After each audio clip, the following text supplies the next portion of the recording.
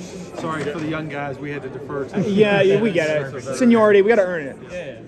Josh, as you noted during that discussion, $65 million already raised toward that $300 million project. Just you kind of categorize how that has gone so far as the fundraising. It's going well. You know, the process of the stewardship our department's done, it's been phenomenal. And a lot of that's through the McGill Society and the way that they take care of those donors and develop relationships. You know, fundraising is not just about asking for money, it's truly developing relationships. And that's something I've taken a lot of pride in and being involved and going and seeing donors and spending time with them, having them in my suite and just spending valuable time with them to where it's not just the first time they see me is asking for money. And as we do a good job of stewarding those relationships and providing them benefits, I think it's going to continue to do well, especially with the McGill Society.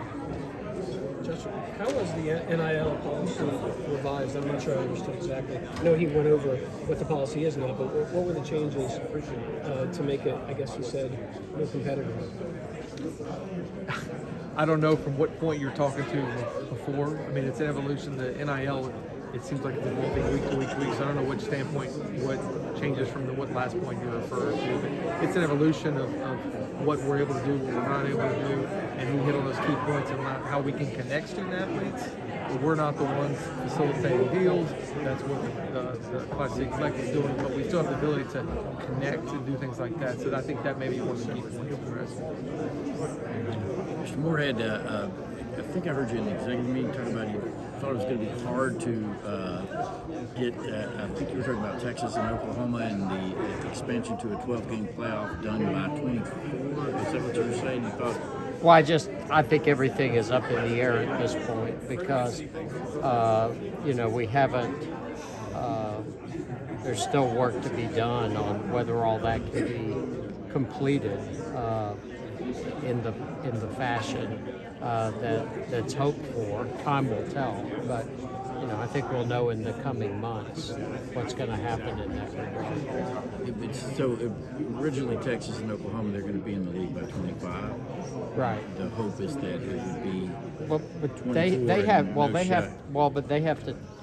That's not been resolved at this point. That they're coming early. I think you were saying you didn't think the playoff was likely to happen. That's what Yeah, I haven't heard that they are far enough along in this process to guarantee that the playoffs will be underway by 24.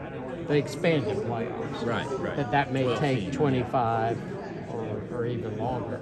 I think that's still a process of discussion as to whether they can go from 4 to 12 by 24. I thought that's what being asked. That's what he was referring to, actually, not about the Texas U, but about the expansion. Right. As we all know, there's a lot of logistics to work out, and there's a lot of group of people working on that, so we'll see.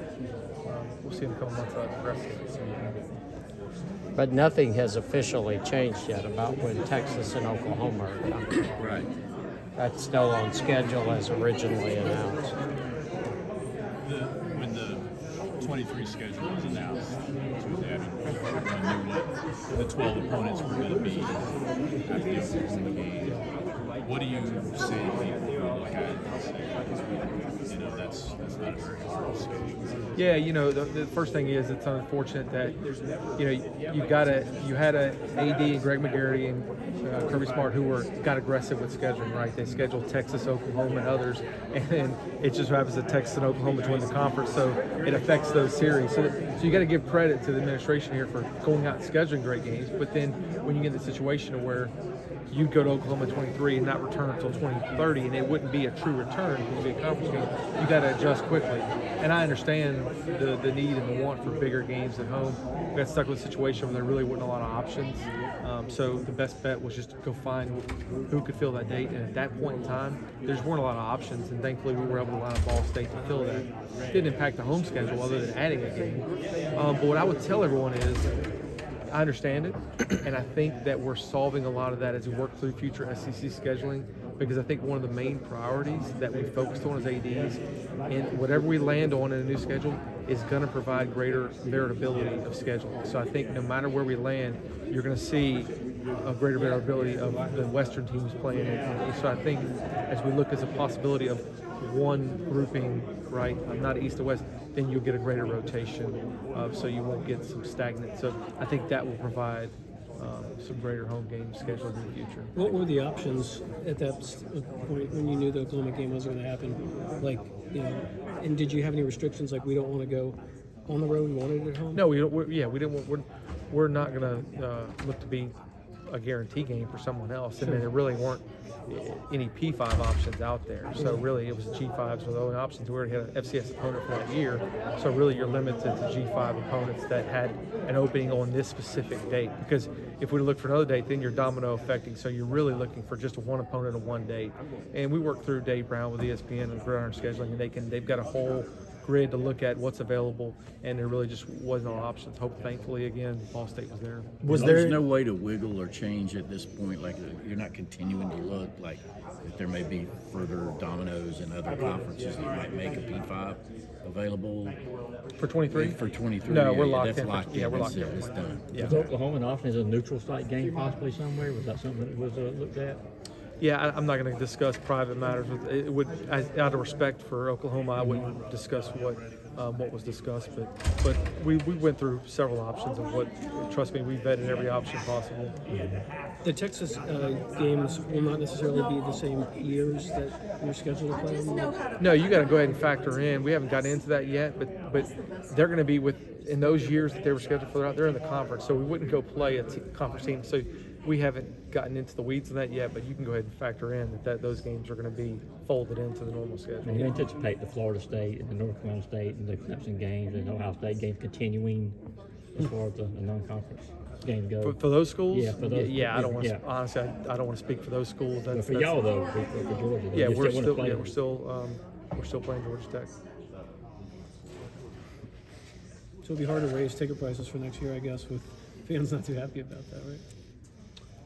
Yeah, you always factor those things in but I do think as you look at the future schedule and as we look at potential future scheduling in 25 or whenever the new potential SEC schedule starts, as late as 25, right, with Texas OU, there's going to be a better home schedule scenarios that we just got to deal with this right now, and it's going to get better in the future. And I think, again, with greater variability, it's going to be more exciting to see some of those Western teams that we haven't seen a lot that we'll see more of here in Sanford. And then we'll have some great road trips as well.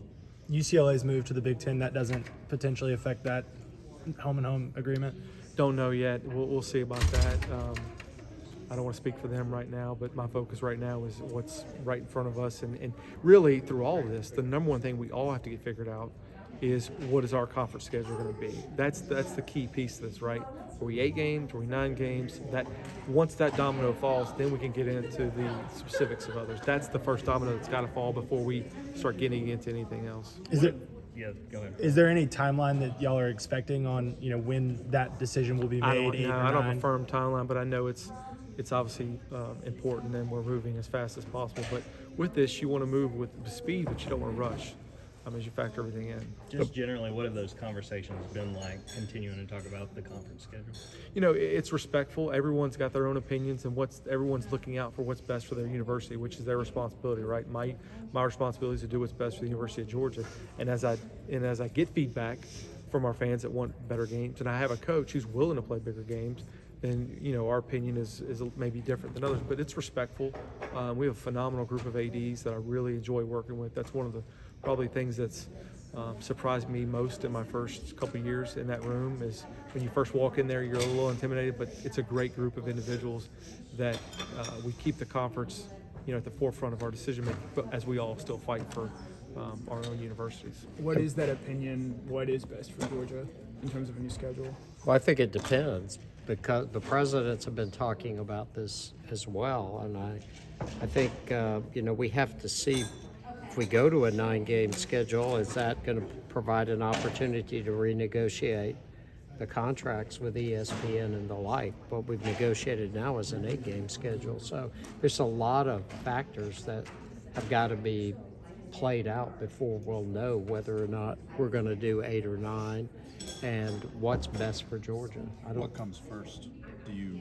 Could you announce we're going to 9 and then go to ESPN, or do you need to arrange it? I don't think I would do it that way. No. Okay. That answers the question.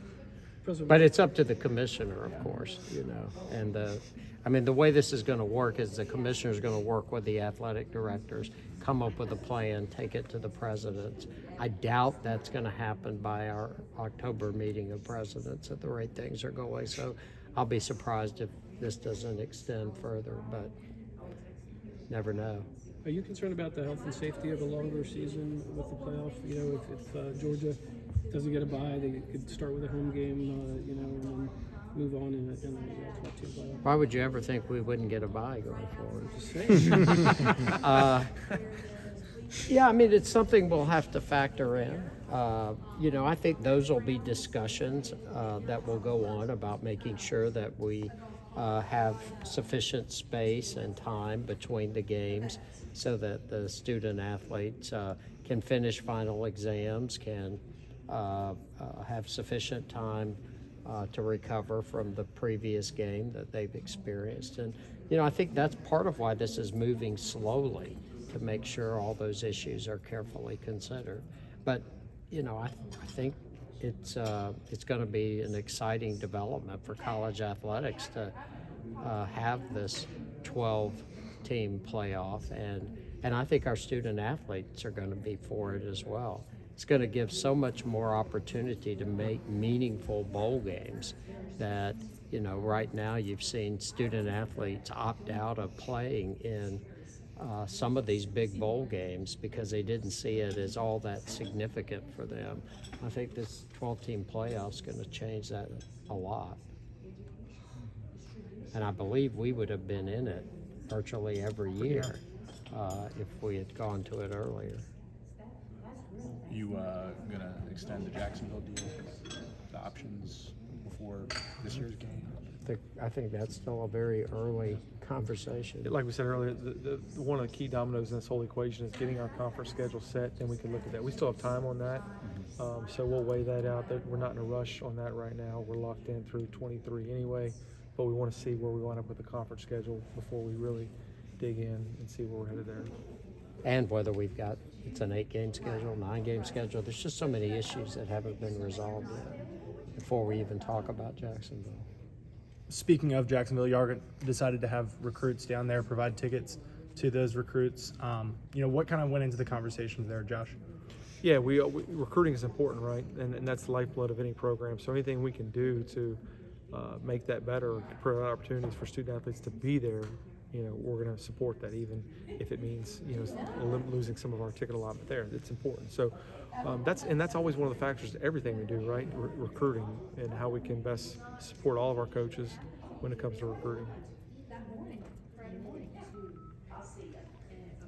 Anything else? Thanks.